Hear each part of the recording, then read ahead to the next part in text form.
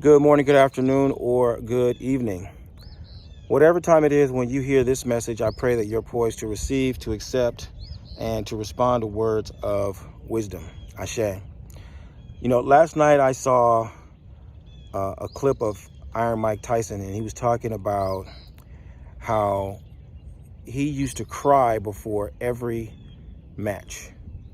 And when they asked him why he cried before every match, given the fact that he's the most formidable, the most dominant, the most intimidating fighter of his era, Tyson said that he cried because he had to change. He had to transform into a version of himself that he didn't really like, because this version of himself wasn't just a great boxer. This version of himself came with other attributes. And he mentioned things like jealousy, right? And so we can, in a way, describe it as the shadow. I always tell my people that a bright light casts a dark shadow, meaning the more you step into the light of your natural gifts and talents, the darker your shadow is going to be. Another way of explaining this is something that I've seen as a teacher, as a counselor, as a priest, as a leader, which is human attributes develop and manifest in clusters. So you can't have one without the other. In order to be more than proficient, in order to really be excellent and attain peak performance in any dimension or area of life, you're going to have to cultivate a cluster of skills and abilities. And some of those abilities fall into the light, and some of them fall into the darkness, or the ones that create light create darkness, however you want to look at it. At the end of the day, they go together. You develop multiple things simultaneously, and you can't have one without the other. Now, this is essential because you won't realize what attributes, both light and shadowy, that you're cultivating until they become habit. And that's where the element of time becomes so important, because if you're not careful, you will develop some attributes that might yield short-term benefit. They might be valuable in the immediate setting and context, but they're going to be obsolete in a nanosecond.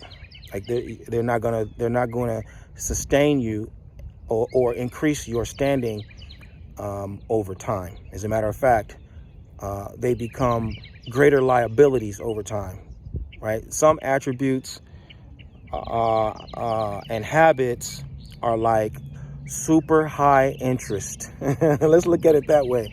You have some habits that, for example, you are impatient. You are prone to volatility and aggression. You are overindulgent. What I mean? There's certain habits. There's certain habits that are like high interest loan. Like, imagine you got a loan, and the loan is, they're giving you this loan at 35%, 40%. That means you're paying 40 cents on every dollar. Well, yeah, if you're only borrowing $20, okay, you can manage that and pull it off. But as life progresses and your requirements increase, you got to get $500,000 loan. You got to get $300,000 loan. Now, 35-40% on that number makes for an impossible situation. You can never get out from underneath it. Some of the attributes that you are developing are like high interest loans. You get that principle, but what comes with it is the interest. I hope I'm making sense. So this is why it's so important to acquire the right kinds of attributes and develop the right kinds of habits at the beginning, right? Don't let these people convince you that this is like a shopping mall, and you know what, you want a baby, then get this so you can have that. Or you want money, and then get this so you can have that. Or you want to be victorious, okay, hey, get this so you can have that. Those are the kinds of attributes that produce habits that are high interest, because over time, the things that you're starting to get, they come with at a higher cost.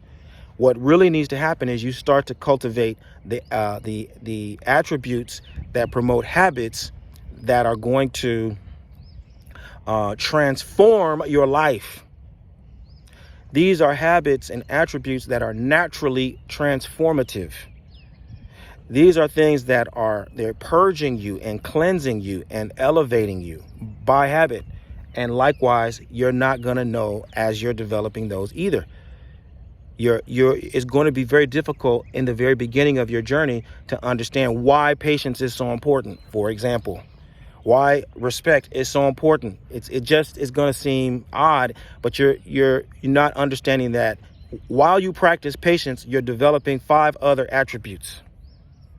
Okay, while you're developing diligence, you're also cultivating 5 other attributes, and these are attributes that over time are going to be low interest. They're going to be no interest. They're going to be, imagine a loan where they're paying you the interest. You're the one giving the loan. As a matter of fact, that's how it goes.